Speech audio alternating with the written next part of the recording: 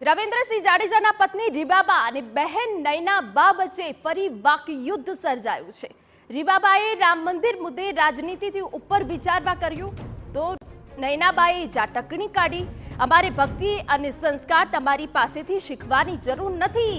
મંદિર જ્યારે પૂર્ણ બની જાય ત્યારે પ્રાણ પ્રતિષ્ઠા હોય। નયનાબાએ સામે જવાબ આપ્યો છે, સંસ્કાર અને ધર્મની વાતો તમારા મોઢે નથી શોભતી।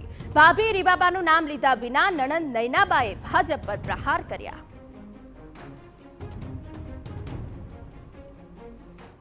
કોઈ રાજનીતિની વાત નથી થતી ત્યારે કોઈ વ્યક્તિ વિશેષ કે કોઈ પાર્ટી વિશેષ આ કાર્યક્રમ નથી। આ પ્રભુ શ્રી રામને અને જે કરોડો ભારતવાસીઓની જે આસ્થા પ્રેમી જનતા છે એને એમની આસ્થા એમની શ્રદ્ધાને આ વધામણા અને પ્રભુ શ્રી રામના જ્યારે અવસર હોય ત્યારે એ સૌએ સાથે મળી અને આ 500 વર્ષથી જે પેન્ડિંગ પ્રશ્ન હતો ત્યારે આપણા આદરણીય વડાપ્રધાન શ્રી ના માધ્યમ દ્વારા પ્રભુ શ્રી રામનો જ્યારે પ્રાણ પ્રતિષ્ઠા મહોત્સવ થવા જઈ રહ્યો હોય ત્યારે રાજનીતિથી ઉપર ઉઠી અને ધર્મપ્રિયતા અને પ્રભુ શ્રી રામને આપ સૌ બધા આવકારીએ કે ભક્તિ અને સંસ્કાર અમારે તમારી પાસેથી શીખવાની જરાય જરૂર નથી, કારણ કે તમે છોટી કાશીમાં રહ્યો છો પણ સંસ્કાર તમારામાં નથી।